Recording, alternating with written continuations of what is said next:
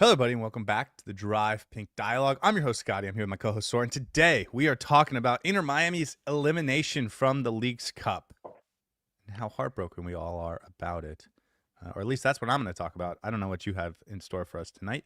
We have some awards and all that good stuff. I don't even know how much time we're actually going to spend on this game because it was not fun or interesting, and it was kind of sad. And I don't want to say pitiful because they're professional athletes trying their best, and I recognize that. But at the same time, there was a little bit of like, we're fighting really hard for something that's just not going to come together. How you feeling, man? You're forgetting I always go in the direction that you take me in. So if this episode goes completely off the walls, then we're blaming you, not me. I'm good, man. I feel like it's been a bit of a roller coaster of a week. I I don't know how to feel about this game. I don't know how to feel about the League's Cup run when it comes to Inter Miami, but just generally as well, life's been a bit chaotic recently. So I hope it settles down. I hope Inter Miami season settles down, and as it inevitably happens, I've come up with some of the best awards for this season in a game that doesn't necessarily matter. So I'm very miffed at the fact that my creativity decided to come to light today. But maybe today's episode will help us make sense of everything. How are you doing? I'm doing fine. My big question is, did you come up with these awards today or are these holdovers? Because you've been bragging about all these great awards that you haven't wanted to reveal for months now, I and I'm have waiting to hear some of zero them. holdovers left. Okay. This is from scratch, writing them out by myself. And I didn't even use ChatGPT this time, which is quite annoying. Well, I'm excited and looking forward to them as always. Let's get to the big update of today. Mikael left in the 23rd minute, 28th minute of last night's game, has an ankle injury. It looks like he kind of gets kicked awkwardly and maybe lands on it a little awkwardly because of the touch. Maybe it looks, if you look at it from a different angle, like it's a non-contact thing. Guillermo Hoyos did mention last night that it's a ankle sprain, but didn't really want to go into much more detail than that. Inter Miami confirmed today it was an ankle sprain. Now, for those that don't know, there's four ways this can go. It can either be basically nothing and he's going to be fine by today, the next day. That's not the case here. It can be the next grade higher or more severe, and that's usually about 10 days to 2 weeks, which I think is the best case scenario for what we're looking at here. You can have the next grade up in terms of severity. It's about 6 to 8 weeks. And then the next grade up is you have some tears and it could be 6 months. Based on the way Inter Miami worded this, I don't think we're dealing with something where he's already fine. And I don't think we're dealing with something that's going to end his season or take 6 months to get back. I think it's a matter of, is it going to be 2 weeks or is it going to be 6 weeks? Either way, I don't know if there's good timing, but it's unfortunate and it's kind of hurt Inter Miami. And maybe we'll spend some time talking about how Inter Miami, solves this problem. But for now, Inter Miami's going to be without Mikael for at least a couple games here. And other than that, it's not going to need surgery, and we expect to see him back at some point this season. I hope it's in 2 weeks. When I saw the contact injury happen on the field, it didn't feel like much. Seems like he probably twisted it more than we were able to see it live. And that's always difficult. Ankles are always precarious as well because once you twist it, it keeps happening again. So you want to make sure it recovers fully, it's fully healthy before you put pressure on it. So again, wishing him a speedy recovery. Feel like we've been saying this for a while for a lot of players. So Mikhail, add him to the injury list. The season just keeps getting more and more dicey when it comes to injuries. So I hope this is nothing serious and he's back ASAP. Yeah, I don't know what else to say about it other than how Inter Miami is going to handle it. He was playing his best ball of the season since the World Cup break. I think he's looked fantastic since we all came back from the World Cup. I think he's now a must-buy for Inter Miami moving into next season after his loan with Palmeiras, concludes. And then from that point on, it's like this guy I think could be our number one center back for the next 4 or 5 years if we're lucky. So hopefully this is just one thing that we forget in our trivia questions 2 years from now, and he's back for the MLS Cup run, and we're winning another league title, and he's raising the trophy. And that's sort of, I think, the most likely situation. Well, at least him coming back and us forgetting he had this period of time where he missed. But for the next couple of weeks, we're gonna have to figure out how we can continue to get results without him. Uh, anything else on your mind about Inter Miami before we get into this game? Not really. Let's run through this. Okay. I'm just gonna run through it. I don't want to talk about this game. I did rewatch it today. I did not, and like, it just wasn't a good game, and it was kind of a couple of guys, 11 guys out there, trying their darndest to do the impossible. And it's like a puppy trying to chase his own tail that he's not big enough to actually grab. And it's, yeah. So that's kind of how this game went. And I'm just going to run through quickly. 42nd minute, Inter Miami opens the goal scoring. Rodrigo de Paul goes over the top to Ian Fray. Ian Fray whips it centrally. Daniel Pinter redirects it on goal to open the scoring. It is 1-0 at that point. Inter Miami has some life. Does not last long. 5 minutes into the second half, 50th minute.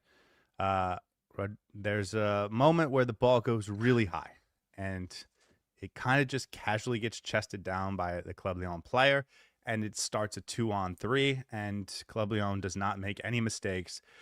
They just draw one player out to draw out Gonzalo Lujan, pass it past him. That forces Caicedo to go cover that man, and then they have a free man running. They make all the passes they need to, and it leads to a one-on-one opportunity.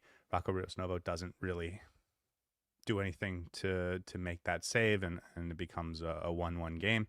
Not over yet for Inter Miami. We've seen them have just magical halves where they can put up 4 goals, 5 goals.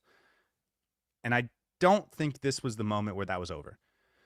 Because just 4 minutes later, Inter Miami scores again and goes up 2-1. And if they can sort of launch off of that into domination, and they were certainly the more comfortable team in the first half, I maybe hope it's still alive in some sense.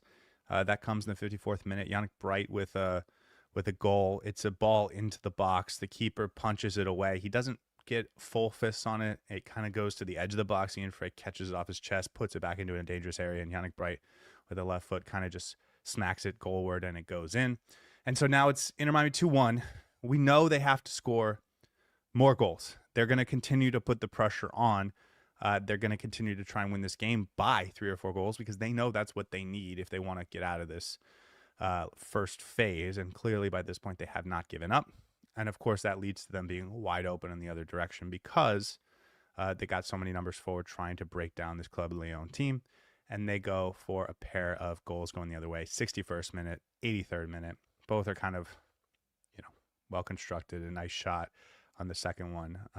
But that's kind of it. Inter Miami doesn't really create a ton in the second half after that Yannick Bright chance. They get a couple corners. They have a bunch of, corners and set pieces. And, they're getting the ball into the final third. But Club León did a really good job of staying behind the ball, not really giving them great opportunities. And that's sort of how it ends, 3-2. And it was a long way from being productive. Even if they did score an extra goal at the end, even if they did score 2 extra goals and win this game 4-3, like the way for them to leave the stadium feeling good about their chances to advance was over basically by the 61st minute. The first 45 minutes felt good because I think Leon had a game plan that kind of played into Inter Miami's game. But I think what I took away from it was not the fact that Inter Miami was dominating very high and creating loads of chances. It was Leon was sitting back. So Inter Miami was able to possess the ball a lot more. And honestly, we created not that many straight, clear-cut chances. Going into the half at 1-0, I still felt good because we know Lionel Messi is coming off the bench. If Inter Miami can get another goal, it might actually be very interesting because then Leon has to come out and Inter Miami is no longer just protecting a 1-goal lead, but has that double goal advantage, the cushion that they can keep pushing on. So at some point in some universe, Inter Miami might be actually scoring goals in that second half and we win and feel really good. But I think we needed that second goal. We needed that second goal. And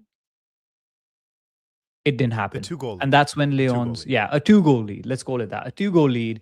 And after that, I think Leon just changed their game plan. They started to play on the front foot and their quality became a lot more. They brought off a couple of really good players off the bench.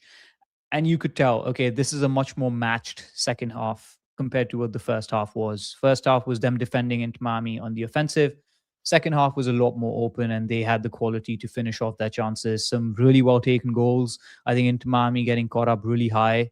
Mistake on that, but yeah, it is what it is. Don't have too much to say because I think Inter Miami's game plan had to be to go all out and stay high and continue to pressure. And then Leon, as soon as they smelled blood, they decided to hit us on the transition. And once the second goal went in, I thought it was game over.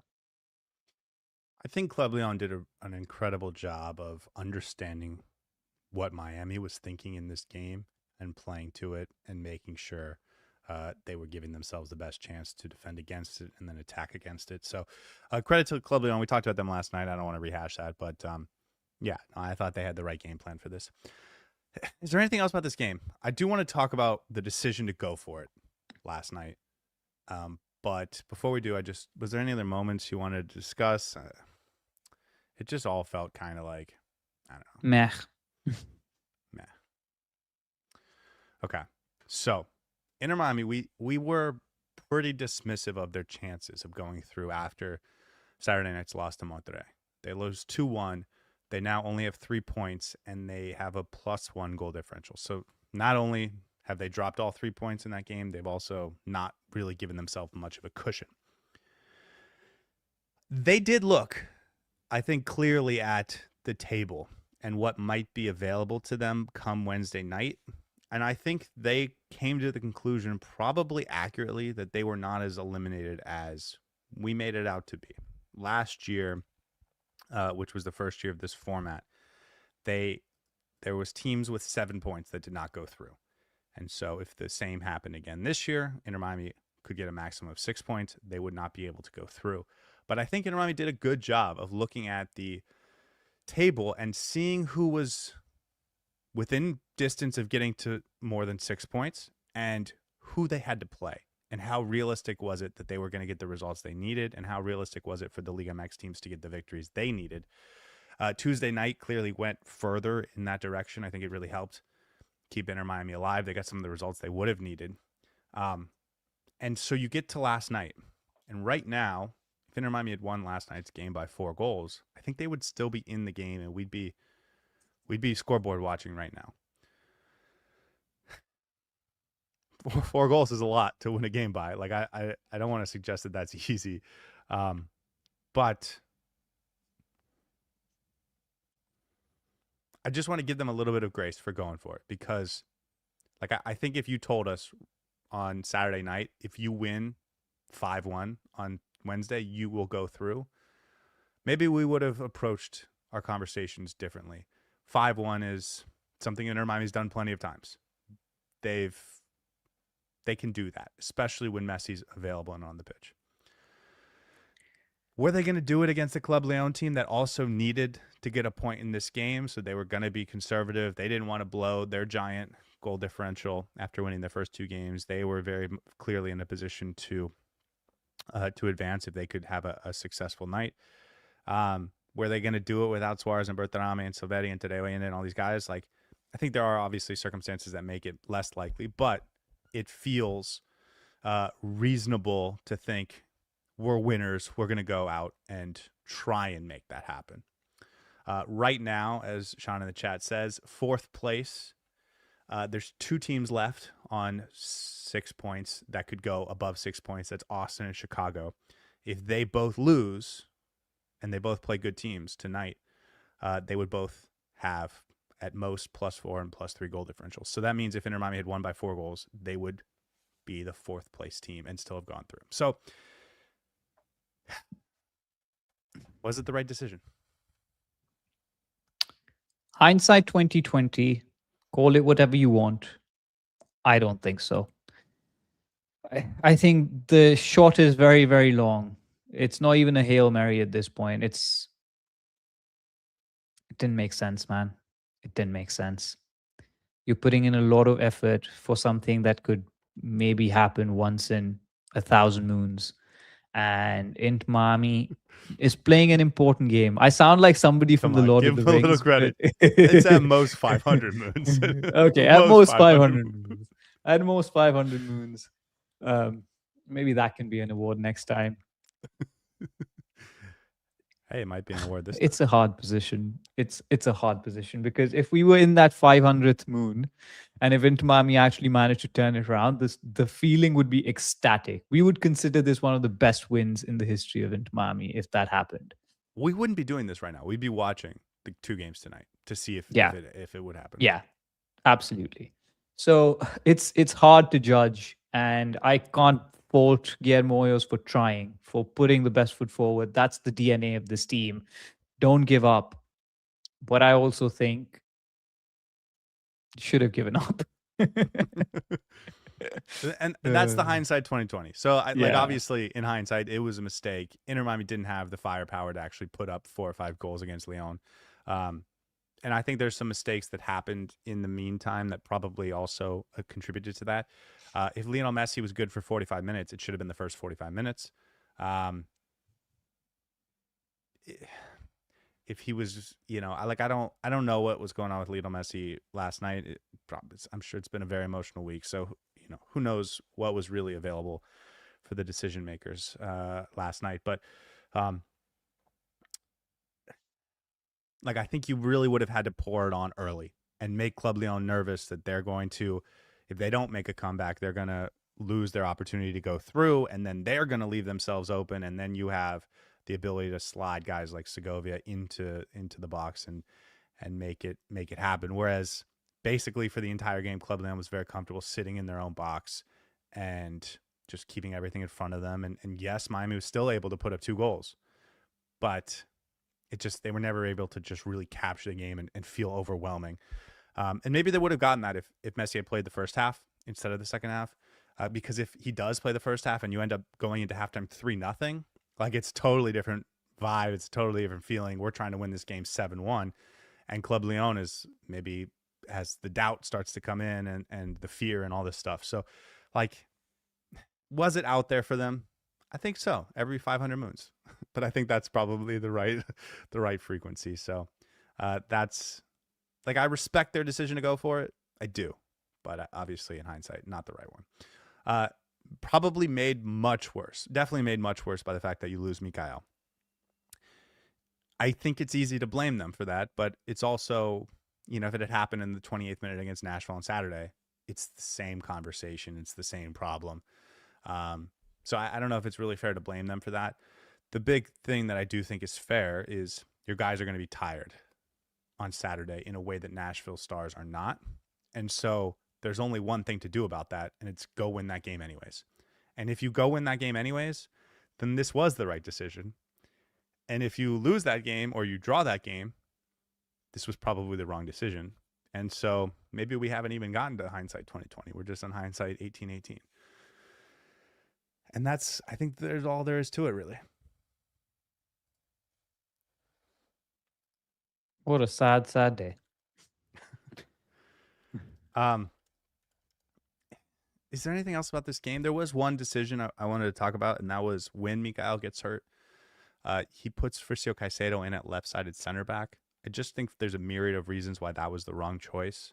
It should have been Noah Allen sliding over from left back into left center back, and then bringing on Sergio Reguilon at left back. Obviously, Reguilon gives you more, or at least I think he gives you the highest potential going forward. And if for a game that you need to score 5 goals, I think that's probably worth having on the field in the 30th minute instead of the 65th minute or whenever he ended up coming on. And then Noah Allen is a more secure, veteran, experienced defender, especially next to Gonzalo Lujan. It's one thing to play the 18-year-old next to your number one center back who's very confident and in great form and can kind of watch his back. It's another thing to do it with Lujan, who is, A, not your top guy, B, not played in 3 months, C, coming back from injury, and D, in a game where those two are going to be on islands and they're going to have to do some emergency defending. I just felt like Noah Allen was the better and more obvious choice to me to go into center back and then bring on Sergio Reguilon to try and help spark some offense. But other than that, it's just a difficult circumstance, and Inter Miami tried their best, and it just didn't work.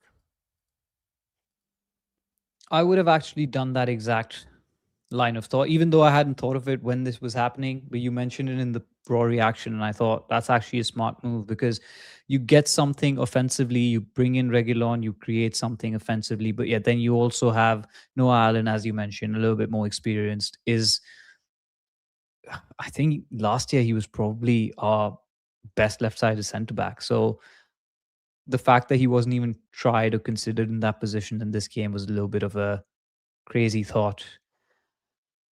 And he's more pacey. I don't know if he's pacier compared to Frizio Caicedo. Frizio Caicedo can burn pace for Well, he's days, certainly so not maybe slower. not, but yeah, not slower. So again, hindsight 2020, maybe it could have been done differently, but in that moment you're thinking, okay, defender goes down injured, let's bring on another defender. So yeah, it's difficult situation, but I agree with your point. Noah Allen would have been a better match there. Yeah, so those are my two takeaways from this game. Messi should have started, and if he wasn't ready to give you 90 minutes, it should have been the first 45 because that's when you can kind of decide the game. We saw this last Wednesday night against Atletico San Luis because they crushed in the first half. They had that 3-goal lead in the first half. They got to decide how the second half was played out, and I think you could have created something similar in this game if you are able to sort of take control of it in the first half, and you obviously have a much better chance of doing that with Lionel Messi on the field. So those were my two big sort of decisions that Inter Miami made that I think probably would have been better if they had gone differently. But at the end of the day, I think both of us came into that game thinking we're not gonna advance anyways. So let's just hope to all get out of here healthy, and that didn't happen either. So it's kind of just a worst case A scenario all the way dampener around. after dampener, yeah. Okay. I think we should have some conversations about Inter Miami big picture and where they go from here, but let's do awards first, if that sounds good to you. Yep, sounds good. Okay, guys, every game after we do a rewatch, we watch every individual player with a little bit of a closer eye, and then we give out 6 awards. A Heron in the match, a Heron that flew north, and 2 individual awards each. And since you went first last time, I will go first this time, and I will give the Heron of the match to Yannick Bright. 2 goal scorers in this game. Thought about both of them, but I thought Yannick Bright was clearly the better player. Gets a goal. It's the second of his career. And the thing I wanted to talk about with Yannick Bright is, I don't know if you've noticed this, but since the World Cup break, how do I put this? He's been so good at defensive duels since he got to this club. But he's gotten really good at winning duels with possession, with the ball, and coming out of there with the opportunity to make a play. It's just this new aspect of his game that's really developed quite nicely, and I think it's really been on display in this League's Cup. So not only Heron in the match for the goal, for playing solid in the midfield, but I did want to recognize this new sort of efficiency he has at just bodying guys off when they try and come take the ball away from him, which he's doing more in this box-to-box role, and just sort of shoving them off like they're, little 16-year-olds and just carrying the ball forward and trying to make something happen from that point on. So Yannick Bright, man of the match, Heron of the match. Are we turning him into another Diego Gomez? Because it almost looks like he's playing in that style and in that position, obviously, but also developing into that kind of a player, which I know he may not have the same level of goals and assists as output, but the way he wins his duels high up the pitch, the way he's passing and creating and playing 1-2 with some of the forward line, I don't think we've seen him do that so consistently ever in Inter Miami in a pink shirt. So is he another Diego Gomez? I don't know. I just looked it up. Diego Gomez in that 2024 season, he only played 2,100 minutes. If you remember, he had that big injury. He had 12 goal contributions, 6 goals, 6 assists. So I don't know if he's not there from the final third product, but Yeah. I agree with you. Some of the ways he just bodies off guys in the middle of the field, it does remind me of it. And I wasn't going to go there, but I have had I did. similar thoughts. Yeah. And now that you have, I'll admit it. And for me, I think he's playing a little too high. With Casemiro in this team, and we're talking about the balance of But the midfield, we can talk about that when we discuss what the big picture scenario looks like for Inter Miami. I love the fact that he's playing high. I love the fact that he can win the ball high up the field, create opportunities, make those line breaking passes. But I think for the benefit of this team and for us to have the best balance in the midfield. I hear your point. I actually want to make a distinction here. Um, I think he is fine playing where he is as this box to box 8. At least by MLS standards, he's been very good. It's does it fit the team best and the other midfielders best? And I think that's a separate conversation which we can have. But I think he's holding his own very well in this box to box role. Is he as good in and around the box as Velasco Segovia? No, he's not. But he's been very impressive, and the work he can do defensively to create opportunities is also gold. And if we start to see that happen when you have Messi and Suarez on the field, and sort of ability in and around the box to create those chances or turn those chances into goals, I think you're talking about a player that can absolutely play that role. It's just, how does it fit with the whole midfield, and how do you get the best out of the midfield trio? Because I still think, like I think you're about to say, his superpower is a little bit deeper. I caught half of that, but what you said towards the end is exactly what I was getting at. So yes, I agree. I think. I'm so glad to learn that I'm so influential on how this show goes, because first we start from the intro, and now you just trust my Yannick Bright opinions. I think this is phenomenally fun. One thing we can agree on is our Yannick Bright opinion is very similar. So yeah. Okay. Next award, heron that flew north. For those that don't know, on this show, Florida herons, they don't fly north for the winter. They don't fly north for the winter in the real world either. So you're doing the wrong thing. This is the wrong way to say this intro. So I'm just going to let you give it out. Who did the wrong thing in this game? The heron that flew north. I'm doing the wrong thing. Is Scotty for absolutely butchering that description. I don't think I could have done a better job though. But I don't know if you'll agree with me, and I don't know if I agree with me on this. But I gave it to Gonzalo Lujan for some reason, because I actually really struggled to give it to somebody. And when in doubt, give it to Lord Lujan. That's not true. But in all honesty, I think the couple of goals that we conceded, especially the first and the third, I saw him being very much culpable. Lack of pace and tracking back in the first one, which is not necessarily his fault, but he does get caught on an island. And then on the second one, I don't think he closes down quick enough and lets the ball almost squeeze through. I had a couple of other options. Rocco Rios Novo was maybe one of them. Casemiro maybe might have been my pick as well. But I think the two goals that we conceded that I described, I thought Gonzalo Lujan was a lot more culpable on those and should have done better. Now, listen, he's been away for 3 months, has had an injury that he's recovered from, has not played consistently. So it's very, very harsh to give him this, and I recognize that. But would love to hear your thoughts on who this should have gone to, because I was struggling a little bit. I don't think anyone was particularly great, but I don't think anyone was particularly bad either. So kind of a difficult one to give this time around. No, I'm with you. I don't know if I would have given it to Gonzalo Lujan, but I agree that there was no standout poor performance, and I also didn't feel like anyone really was a disappointment in this game particularly. This was a tough game. We talked about this, but Inter Miami came into this game with an idea in their head. We have to win by a certain amount, not just win. And it's why you saw their decisions. It's why they had constantly 2 guys back to try and defend and were outnumbered at times. Like it's why the game played out the way it did, is because they were not trying to win a game of soccer. They were trying to win a game of soccer by many goals. And that's just so out of the realm and comfort of everyone, because they're not used to doing that. It's something they have to do so rarely. And so when a guy has a bad game, not even a bad game, it's just, I also thought there was like a general sloppiness, a couple bad passes, and guys not on the same page. And I thought that was pervasive throughout the team. So I'm fine giving it to Lujan. I would have given it to Mikael for getting injured in a game that didn't end up mattering. But, maybe Rocco for 3 goals. Like I'm fine with this. Yeah, it's difficult, but listen, Luhan was put in a difficult spot as well. But now that Mikhail is out, I think he's going to start against Nashville. So that's going to be an interesting piece as well. Uh, We'll see. okay. I'm looking at my awards and I'm upset with the order I submitted them in because I have maybe my worst one first, but I think I felt this was important to give, so that's why I put it first. I'm giving the 1,000 Mile Journey. I think you're giving this to Pinter, Daniel Pinter.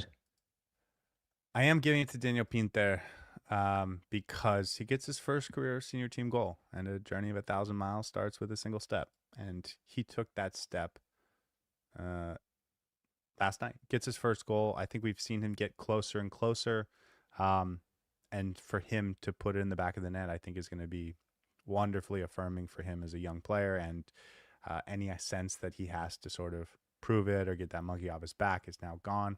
He's actually racked up a pretty legitimate number of minutes now. He's about 466 minutes with the team. If he doubles that over the course of the rest of the season, you're talking about 900 to 1,000 minutes, and that's like a pretty nice debut Solid campaign. number. Yeah. So yeah, and 500 minutes into his first season, and he gets his first goal. So congratulations to Daniel, and hopefully 1,000 more to go. All in. I also had an award colors. for him. Yeah. I had the Rip Off the L award, and that was the learner's sign on the back of the car because now he's entered the big boy leagues. He's no longer a academy prospect. He's now part of the first team. Scored his first goal. Congratulations to him. Really well taken. I think he maneuvered his body to post the ball in the back of the left hand side of the post, and that was very well done. He's shown bright sparks, maybe not as consistently as we would like, but he's shown that he can do a job off the bench at least. And I know right now he's being asked to do a lot starting these games, but hey, he got his goal. He put Inter Miami in front, and that's what we wanted from him, right? Deputizing for Suarez and Berterame is not easy by any means, given how much goal output we get from the two of them. So glad to see that he's got, as you said, the monkey off his back now, and hopefully many more to come. Yeah, we I just wanted to give him an award just to congratulate him, but I think actually probably a bigger conversation to be had about his Leagues Cup. Like I think you could mark this down as a pretty nice success. Yeah. Maybe a little bit of a disappointing middle game, but he gets a goal in the third game, and he played pretty well in the first game. Like I think, um, this is a team that has Messi and Suarez and Berterame up top. He kind of had to fill in for those guys and did an admirable job for a 19-year-old Mm-hmm. who at the beginning of this tournament had 250 career minutes. Probably going to go back to being a prospect type role after this because Messi is back and Suarez is also going to be back from this point forward. His suspension only is for Leagues Cup competition, so he'll be back on Saturday. We expect Berterame to be back soon, and who knows with Silvetti. So like, I do think he's going to go back down the depth chart, but for this 3-game stretch, I think he impressed and opened up my eyes a little bit to what he could potentially be, and he gets his first goal. So really 1,000 congratulations to Daniel, and an awesome moment. And will be a good depth piece to have when we need him. And he was tested this time around, and I think he showed some good stuff. So congratulations to him. Yeah. Okay, what is your first award? My first award is the Operation Clone Factory Award. And as I say it out loud, I think I should have called it the Attack of the Clones Award. So maybe Operation Clone Factory is the official name, and the unofficial name is Attack of the Clones. Okay. Episode 2. See, now I'm just thinking about Yannick Bright because we're talking about Diego Gomez clones, but I know he's unavailable. So, who's a clone?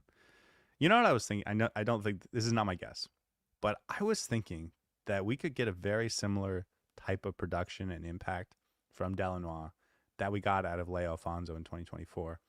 Conversation for another day. But my guess is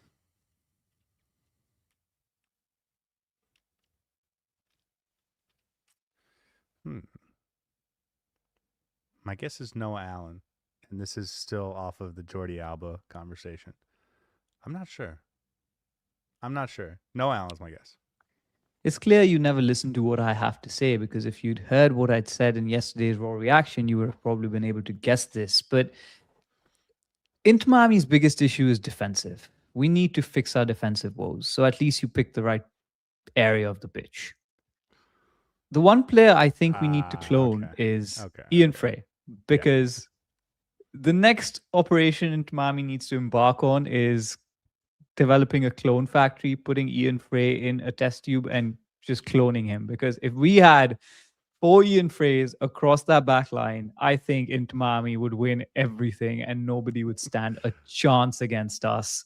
Man, it's such a dilemma because when he plays on the right hand side as a right back, he just looks exceptional. Gets that assist yesterday. Should have had a second assist as well. I don't think it counted because it took a deflection while going into Yannick Bright. But just his output in the right hand side makes you see the gulf between what we have in Facundo Mora and what Ian Fray is doing for us.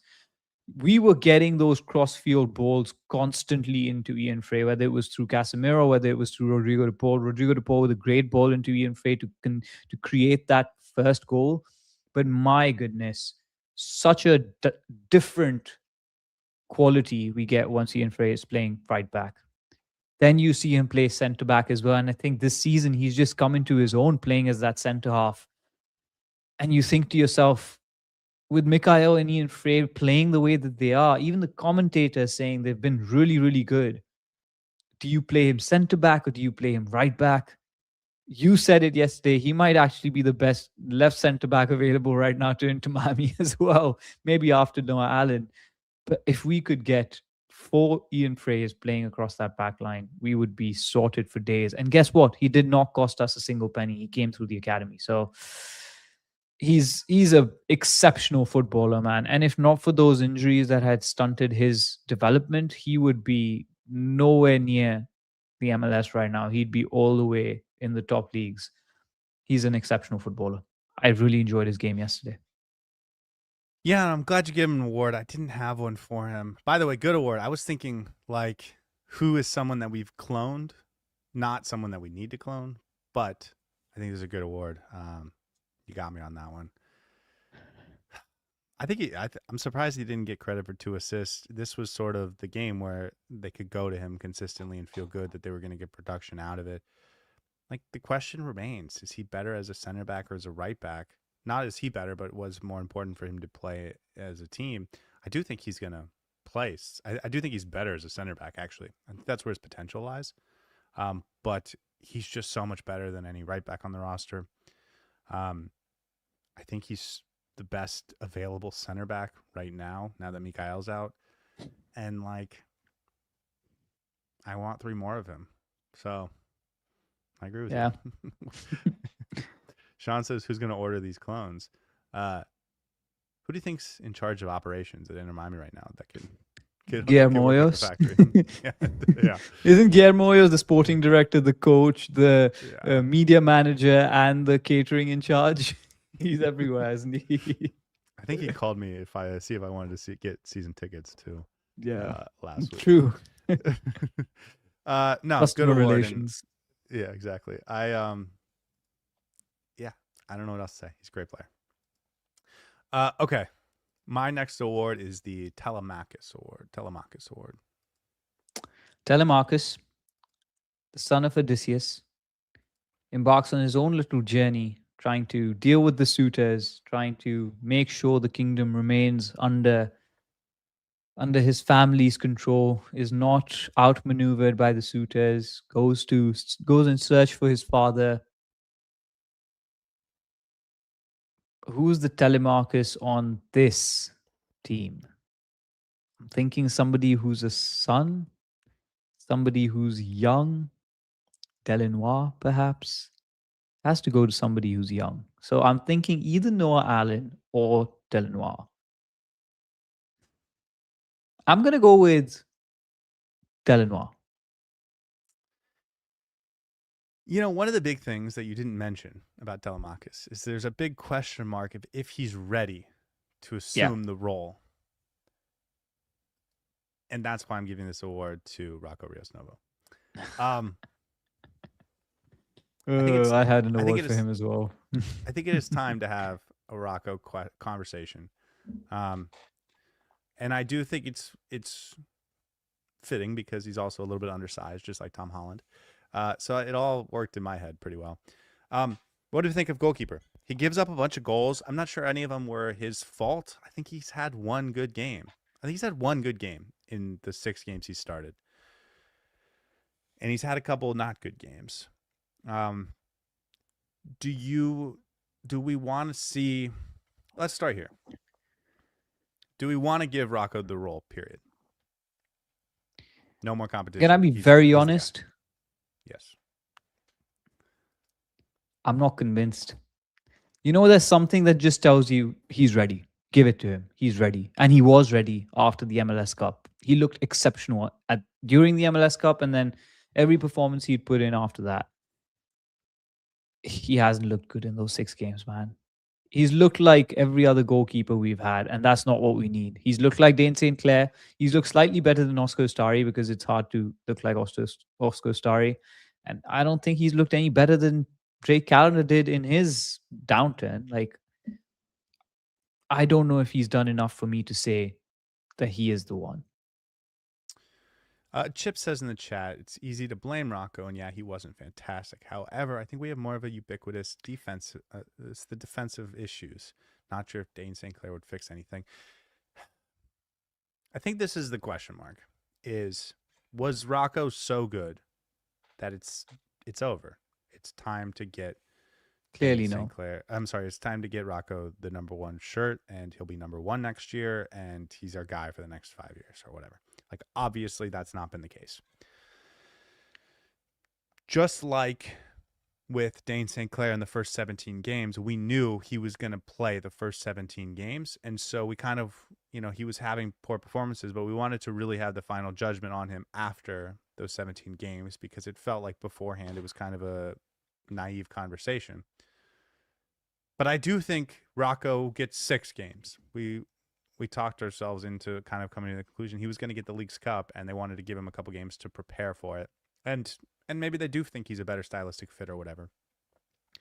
The question is, unlike with Dane St. Clair, when we felt we had a guy on the bench that we liked and we felt good about, I'm not sure we have a guy on the bench that we like or who we feel good about. Exactly. I think a lot of the reason we're even considering Dane St. Clair is because of his pedigree and because that he's still on the roster and he has had very successful seasons in the MLS.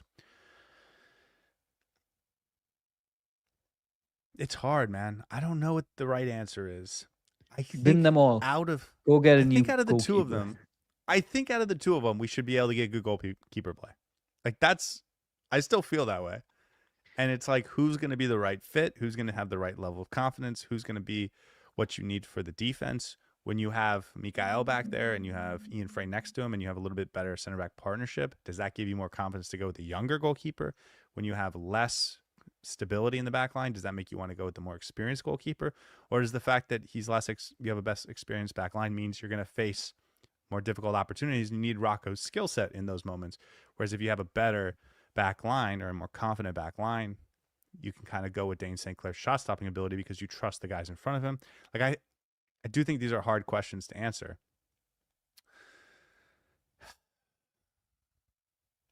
And I think it's still an open question. And I think it should still be an open question. We wanted to open the door to Rocco. We wanted this to be a conversation. We wanted this to be a competition once we got into the World Cup break. And clearly it's been opened so that it's not just Dane St. Clair's job because he's the guy with the big name. Obviously, Rocco is a big factor in this. And in fact, right now, I think it's far more likely Rocco is the guy than we get Dane St. Clair a real opportunity. But all that said, like, I still think it should be a competition. These 2 guys should be trying and having to compete every single day to see who can make this their team. And while I wouldn't give Dane St. Clair the game on Saturday against Nashville, I would give him the game against Philadelphia next Wednesday and probably the Toronto game that weekend.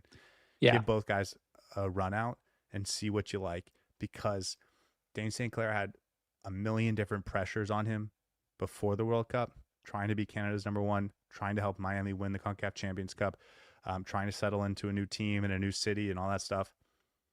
Hopefully all those are behind him and we can maybe just see what he looks like as a player. I think that's at least worth 2 games to see what it looks like. So How are we in this position? Every season we're in this position. No, I mean It's like clockwork. it's because we sold Drake Calendar for nothing. That's why. Our goalkeeping position is now cursed. And I'm not saying Drake cursed it. I think we brought the curse on ourselves. My Yeah. my my award for Rocco Rios Nova was the Spell Has Lifted award. I think he's now in the conversation again and not a clear cut favorite to start in goalkeeping, which is sad because I thought he was ready. I thought he was ready. Meme says this is our most depressing show ever. What are you guys doing? Man, Blame the players for not winning yesterday.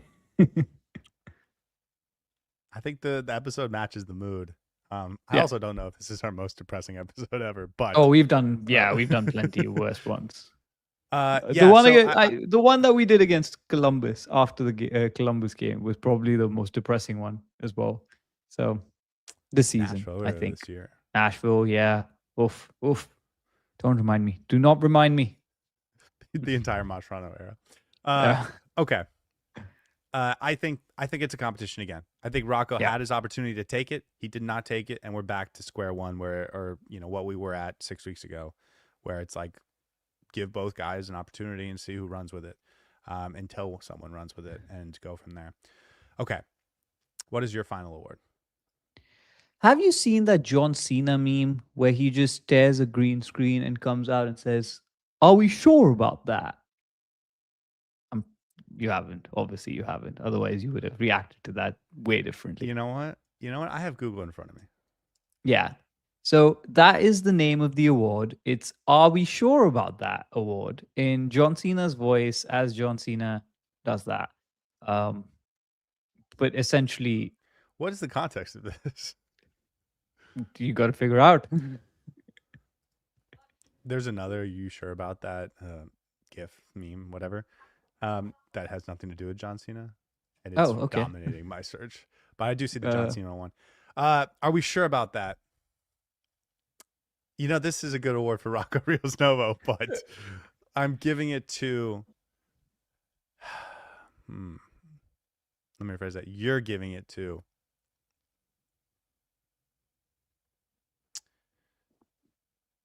You're giving it to Gonzalo Lujan. No, you're not. You're giving it to. No, I Allen. can't give it to Gonzalo Lujan. I see that. Why are you so adamant that I give an award to Noah Allen? I don't get it.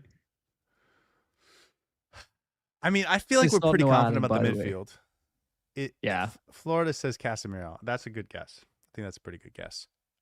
It's Sergio Reguilon. Are we sure about Sergio Reguilon? That's the question. We made a claim that if Sergio Reguilon stays healthy and stays fit, he might be the best left back in the league. Are we even sure about the fact that he's the best left back on this team? Because I've seen a grand total of 2 good performances from him, and I am not convinced after any of those. The recent performances have not been great from him. Noah Allen has done a lot more in 3 games than Sergio Reguilon has in I don't know how many games he's played. So here's a question. Season. He's had a better season than Sergio Reguilon so far. Exactly. That's true. Like, are we sure about that? Are we sure about the fact that Sergio Reguilon was one of the... No. Are we sure about the fact that Sergio Reguilon could be the best left back in the league? Because I'm not sure. I genuinely am not. Even if he was available every single game. Weird performance from him yesterday. Like, I don't think he was particularly bad, but I don't think he did enough to influence the game. But when we brought him in, I think the intention was that he uplifts the team the same way that Rodrigo de Paul did. When we brought him in, we expected a replacement, albeit not the same quality, but at least a semblance of Jordi Alba's knee or his ankle or whatever. But we've not really got that. We've not really got that. I mean, we saw it. We've seen Glimpses. What it could look like. Right. We've seen what it could look like. And the thing about the way Sergio Reguilon impressed us in his first couple games was it wasn't, oh, he just had a really nice free kick that was 1 in 50. It was clear confidence on the ball, clear ability to find spaces, clear ability to combine in a way that not everyone really could do. And I do think a lot of those skill sets are kind of like, if it's on film, you can do it. Like if you can do it, you can do it, and he can do it. But um, obviously, he has not found a way to impact games regularly like he has, like we've seen in the flashes, where we kind of thought, okay, if he could just stay healthy, wow, this could be amazing. So I'm not sure about it. To answer your question, I don't think you're sure about it. So I think we're pretty sure we're not sure about it. Um, no, I don't know where this leaves us with Regulon, other than I think he's going to get opportunities to continue to show it, and we'll go from there. If if what we've seen from him since the World Cup break is what we see for him for the rest of the season, like I think we're talking about trying to get out of his contract and stuff. But it's also only been, I don't know, 200 minutes since the World Cup. It's not been a ridiculous sample size for him. Yeah. Of course, part of the reason it's only been 200 minutes is because he's seemingly lost his job to Noah Allen. So, yeah, I don't know what to say about that. The conversation shall continue as they do with Telemarcus.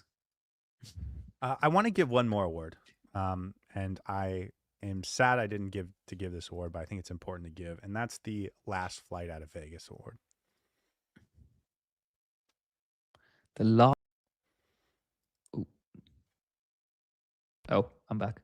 The Last Flight Out of Vegas award. Is this somebody who's in the casinos all day and takes the last flight out because he just wants to be at the crap tables? Or craps tables. I don't know how it's called. If I explain the award, it will give it away. But this is a bonus. Rodrigo de Paul. As well. Oh, Messi. Well. There's a couple things that happened on the last flight out of Vegas. First of all, it's the red eye. And I think that is probably always fitting. Is it always the red eye? It's the last flight. Yeah, but if it's the last flight, what if it's like at 1 a.m. and it gets to the destination in the morning? Well, yeah, that is a red. Okay, my bad. I think I've just had an absolute brain fart. The red eye is the last flight. Those are synonyms. Yes. Okay. So we're talking about red eyes here, and I think that's fitting. But also there's like an emotional aspect to it of like either you won big and you're going to celebrate, or you had a very painful period and you want to get out and back to your normal life.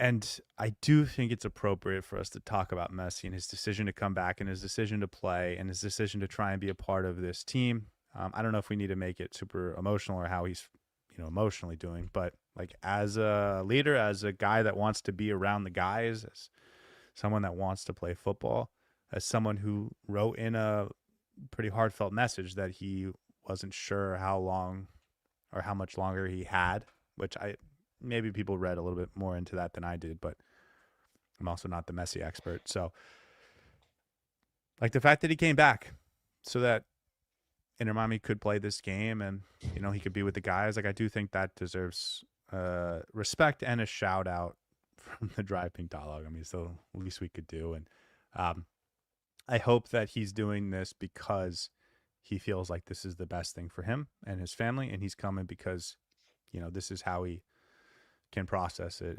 And football is like the big part of his life that helps him in these moments. And he's not doing it because he thinks Inter Miami screwed without me and I have to do this or they're going to be in trouble, but I might not be ready for. Like, I do hope he feels he's doing this for the right reasons.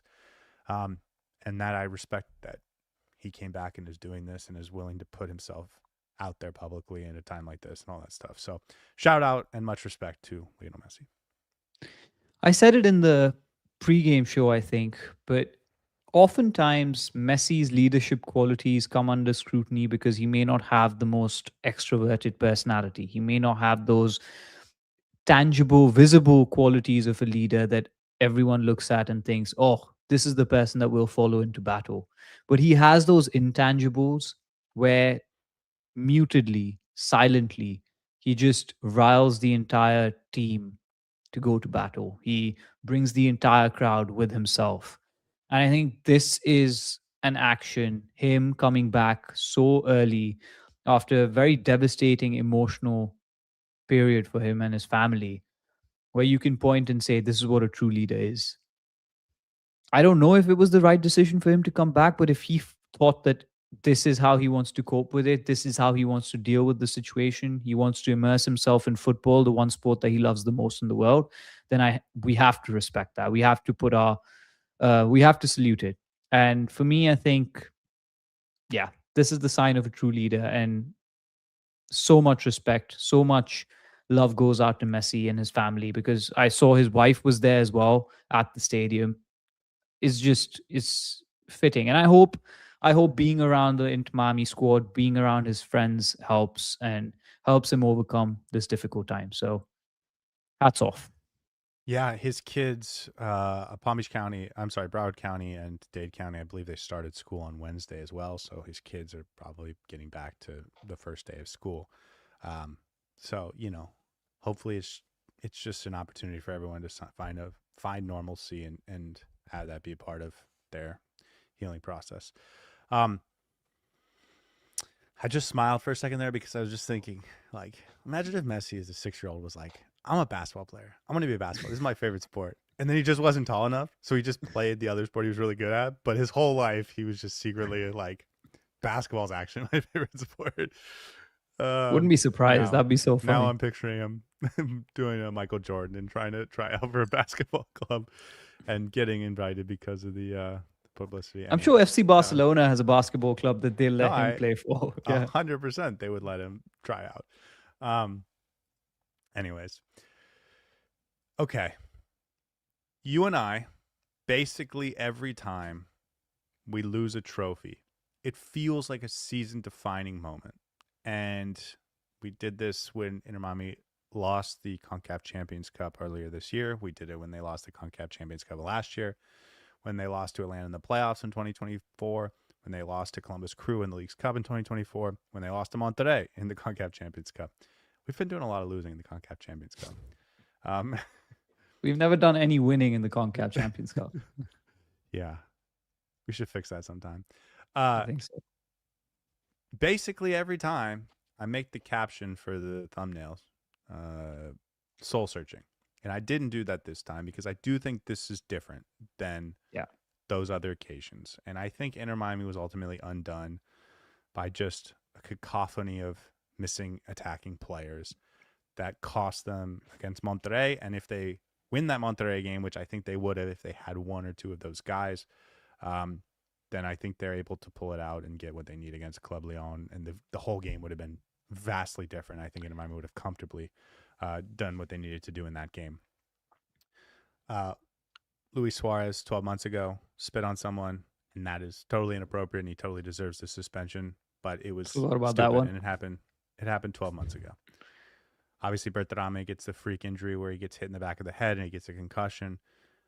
Matteo Sovetti with like a non-contact shoulder dislocation, which is, I think, a freak injury. And then, of course, you get the family tragedy that happened with Lionel Messi. So basically, the entire offense just fell apart overnight or over the course of like 10 days. And we end up starting in the 2 games we lose, Lovins Delanois, who had never debuted for Inter Miami, and Daniel Pinter, who had never scored, even though he's a striker. So, or a swinger, I should say. So this one is more explainable to me and doesn't feel like a fundamental rot or a fundamental problem Inter Miami needs to address. But I don't want to take my own opinion as the gospel. So I think it's at least worth discussing whether Inter Miami needs to sort of seriously think about if things need to change based on what happened in this tournament. There's a couple chats from earlier in this episode that I starred, and I think they could be an interesting sort of jumping off point. Jay said earlier, the game plan cannot be to count on scoring 4+ goals every game to win consistently. They have to figure out how to play defense like most every other team. If there was a lesson to be learned in this run, I think that is one of the lessons people will take away from this. I'm not sure I agree with that. And I'm not sure this tournament has changed my opinion, but I want to I want to talk about it because maybe some thoughts will actually change my mind on that. How do you feel? For me, the one takeaway, and it's sort of related to what was just said about the defense. I think the biggest thing that Inter Miami needs to fix, because when we do the soul searching, we try to talk about what Inter Miami needs to do better to improve the team. I think they need to figure out their midfield.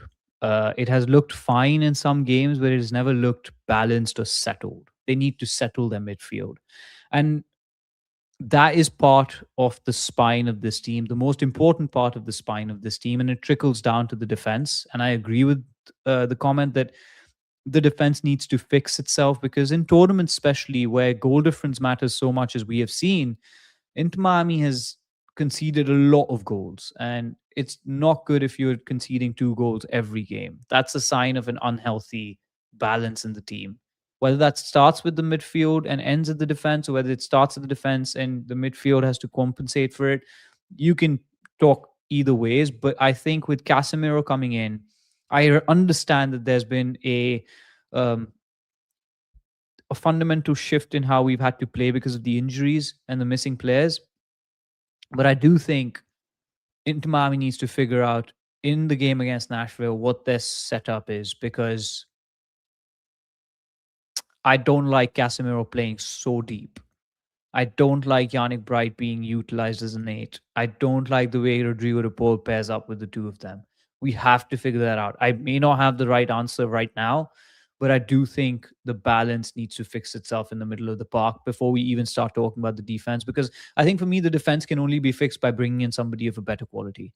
And I understand the Ian Fray Mikhail conversation is important in this, but we lose out on the right back position. I think that just the situation is not tenable in the defense unless you bring in somebody of a higher quality. I think what's more fixable is the midfield, and if you fix the midfield, I think you'll be able to fix some of the defensive woes that we've been feeling. We're too leaky in transition, and that needs to change. And this is a conversation we had under Javier Mascherano. This is a conversation we had under Tata Martino, but none of those had the kind of quality available to them in the middle of the park. We have the pieces, you just have to put them in the right way. Yeah. I want to.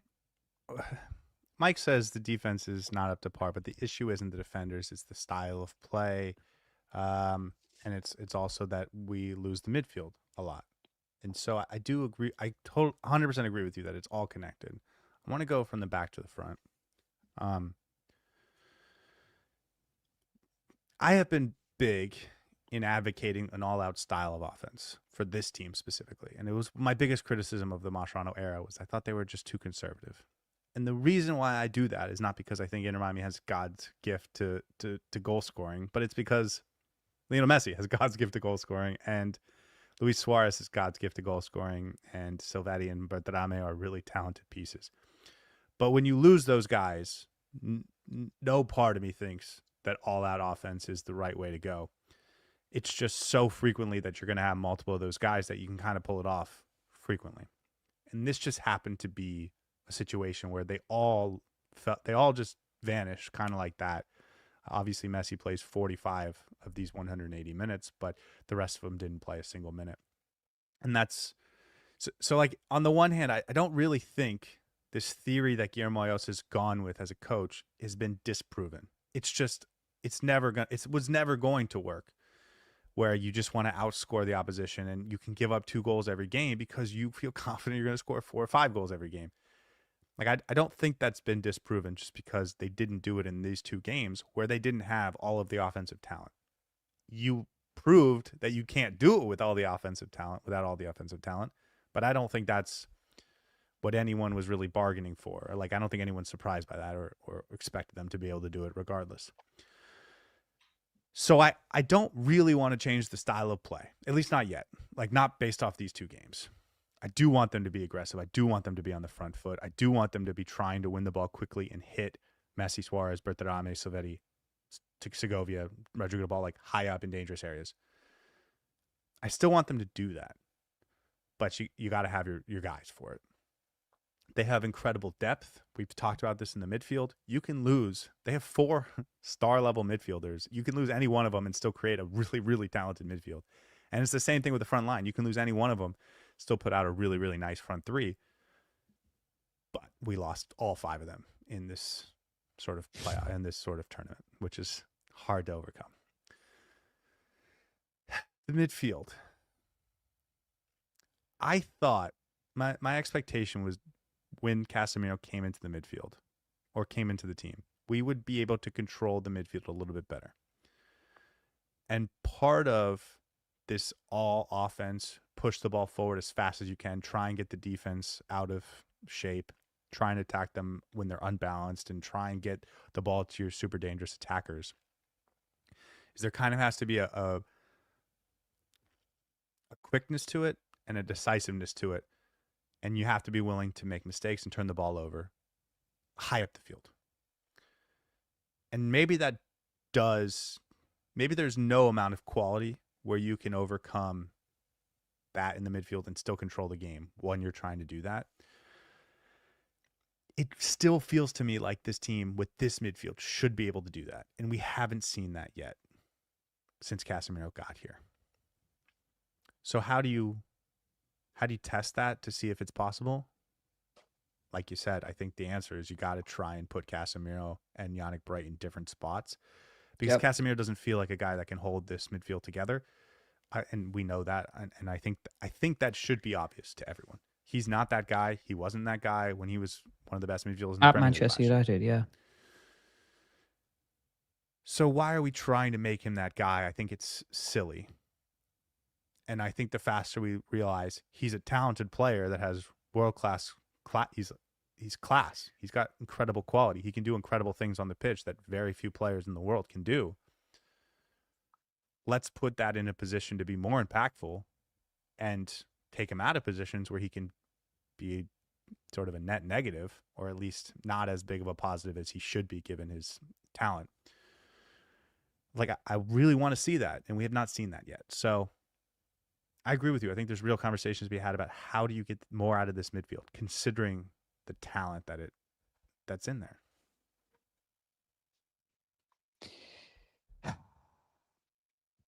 Immediate reaction, put Yannick Bright at the base, Casemiro as an 8, Rodrigo de Paul as an 8.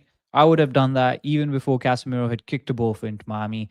I don't understand why this is happening. You mentioned that Guillermo Hoyos is probably trying to do this to embed Casemiro in his easy position, the one that's most natural to him. But I don't think that's most natural to him. He's sitting there playing as a deep-lying midfielder. But if you're putting him in between 2 centre-backs, you lose a lot of the quality that he can produce for you up front. I think there's elements in this game that you can use by playing him as a deep line midfielder at some points in the game. But when the team has pushed up so high up, he needs to be there involved in the plays rather than play all the way back. So I don't know when we're going to get to that solution, but we have to get to that solution unless you want me to lose all my hair and you to lose all your hair, just pulling it out every day talking about this again. Is the hair you lose going to come from your face or from your hair? Because I feel like one of us has to take it from here and the other loses it from up here. I have more hair up here, so maybe I can lose it up here. So I don't know. No, I don't want to lose my hair up here. I don't think anyone wants to see a bald sore. No, like, this doesn't shake me to the core. It feels very explainable in a way that a lot of our other sort of letdowns have not felt this explainable.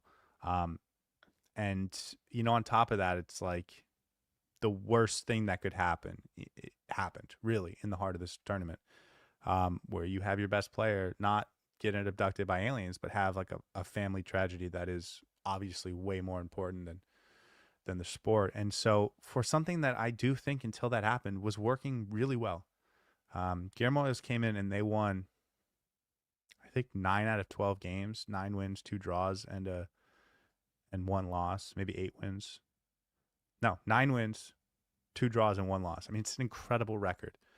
And then we lost 2 games in a week, but it's because of all the things we've talked about. Like, I don't think that's a reason to throw out the theory, especially considering Messi's back, Suarez is back. Like, these guys are back now. You're not going to have to go another 6 weeks of this. You there, it's happened right now. Um, and I don't know if there's any addressing you can do in the transfer window. We've talked about loving to get an Ian Fray clone if we could go get that in the transfer window, but like it does feel like this team is not one player away from solving all their defensive issues. It's just okay, we can make some marginal gains here, but the big solutions are going to come with either scoring more goals, which I do think is on the table, or fixing how you do this structurally, which I feel like should be happening already because of the talent you have in that midfield. I think it should be less about scoring more goals and more about just the balance. Once you start playing a solid base, the goals are going to come because this team is just so talented. I think at some points we are oscillating back and forth so much because yes, we're able to score some of the goals, but our defensive leakage is so high that we're always caught up in a game state that we start chasing games. If Inter Miami develops a foundation where from front to back we are a very stable, solid team that can control games, and I don't mean just sit on the ball and play with it. I think you can control games in multiple ways. You can control games in being attacking as well. If we can start controlling games in a way that we want to, and limit the amount that the opposition plays their game, I think Inter Miami has so much talent in the front four that we'll be able to outscore anyone and we'll be able to create those overwhelming opportunities that you are talking about. So I think it's less about chasing those opportunities for me and more about creating that stability so that we can maximize those opportunities in the pitch. Um, I don't know if I've articulated that really well, but I think it's less about going after the goals and more about building out the stability so that those goals become easy to achieve, so that we I hear can you. play our state of the game. I just don't agree, and Hmm. I understand why, especially after these two games, someone would feel that way. I 100% understand why you would feel that way, or someone would feel that way. But this is a team that's going to score 3.5, 4 goals a game if everyone's healthy, and that's going to win you everything. And I not just don't everyone's think that's healthy. sustainable. I don't think that's sustainable, especially against the big oppositions in the MLS Cup. I don't Here's want to what say I disagree because Inter Miami might actually end up doing it, but I think it's hard to score so many goals all the time. Like if you go up against the likes of, who's the best team in the MLS right now, according to you? Nashville leading the in Miami. pack. If you go up, well, we're going to go up against them and we're probably going to beat them. But imagine a scenario where they're like a No, juggernaut but like stop. Cincinnati was But last hold on. season. But hold on. Let me just stop you because that's the team you're talking about. It's Nashville. That's the best team. I And don't think they're in so the best form, though. no, but you and I don't look at that team as, oh my God, we have to be at our best to beat them. Yeah. Like the talent gap between Inter Miami and everyone else, I think, is huge. And so I kind of disagree with you in the sense that you can't rely on scoring 4 goals every game. I think this team can rely on scoring, maybe not 4, but 3+ goals every single game, especially in games that matter if everyone's healthy. And if everyone's not healthy, you do have, not everyone, but if most of your guys aren't healthy, you do have to change your approach. But and maybe I should end on this thought. I think with the way this roster's built, there is no level of stability or defensive prowess that you're going to get out of them. I just don't think the defense is that good to really be able to lock things down to allow your offense to score the 1 goal a game you need. Like I do think the best way to win games with this roster and the thing that makes winning the MLS Cup most likely is the all-out approach because of the way this roster is constructed. Because if you play a defensive system, and I get you're not saying play a defensive system, but just as the counter, so it's the opposite. You're taking away so much of what Messi can do on the ball. You're taking away a lot of what Luis Suarez can do on the ball, and you're making your best players way worse at the expense of trying to protect your bad players. And I think we tried that last year, and we're very disappointed and frustrated with a lot of the results. And it was great for 4 games at the very end of the season, but for much of the season, they were teetering, and when it went bad, it went horrible. So I just like I don't want to change what we're doing based on these 2 games because everyone was injured. Yeah. Now, Yeah. Messi and Suarez are back now. If they go to Nashville and they can't score, and like it doesn't look good. And then against Philadelphia, it's, like I can be convinced that they need to switch it up, but I'm not there based on these two games. Fair enough. 115 hour and 15 minutes in. Any final thoughts? I don't know how we managed to make a 1 hour, 15-minute episode out of that, because I genuinely thought we'd be out in 25 minutes. So well done to us, I guess. We just love to talk and listen to our own voices. Yeah. Saturday night, it's a big game. I know we've talked about it a lot in the like context of, you should have rested everyone for that game, but it is here. It's going to happen in 2 days. Any predictions, anything you're excited to see, and what do you expect to see at center back? I think it's going to be a tough game, but I expect Inter Miami to come through because we have players available. So I expect a lineup of 4-4-2 with Suarez and Messi leading the line, the four midfielders that we've seen so far, and then the back line will probably depend on who's available and healthy. Should be a good game. I hope Inter Miami wins that.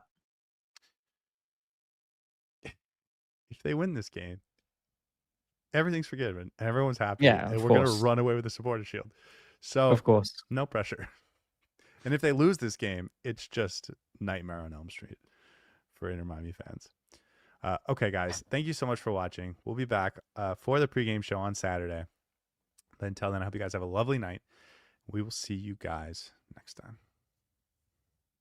Hey everybody, thanks for tuning in. Do us a favor and hit that like and subscribe button. Since our first viewer, sharing this with you all has been the very best part.